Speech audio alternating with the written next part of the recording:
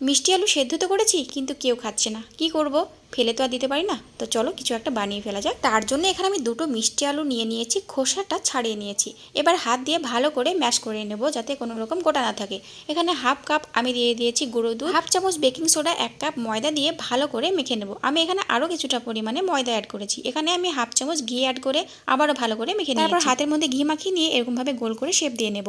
তোমরা চাইলে পান্তুয়ার শেপ দিতে পারো, কারণ এটা কিন্তু পান্তুয়া। আমি পান্তুয়ার শেপটা দিয়ে নিয়ে এখানে গোল গোল করে নিয়েছি। তারপরে এখানে একটা আমি সেরা তৈরি করে নেব। তার জন্য 2 কাপ চিনি, 2 কাপ জল, এখানে দিয়ে দিচ্ছি এলাচ গুঁড়ো, লেবুর রস দিয়ে ভালো করে সেটা করে নিয়ে নামিয়ে নিলাম। কড়াইয়ের তেলটা গরম হয়ে গেলে গ্যাসের ফ্লেমটা একদম লো করে দিয়ে এগুলো লাল লাল করে কিন্তু ভেজে নিতে হবে। তারপরে দেখো সেটার মধ্যে দিয়ে দিলাম। এবার 1 ঘন্টা মতো এটাকে ঢাকা দিয়ে রাখবো। তারপর 1 ঘন্টা পরে তোমাদেরকে দেখাচ্ছি। দেখো 1 ঘন্টা পরে এগুলো কিন্তু ভালোভাবে একদম সুন্দরভাবে ভিজে গেছে। তাহলে আর দোকান থেকে পান্তুয়া কিনে খাওয়ার দরকার নেই। এরকমভাবে মিষ্টি আলু দিয়ে তৈরি করে খেতে পারো। খেতে কিন্তু একদম দোকানের মতো।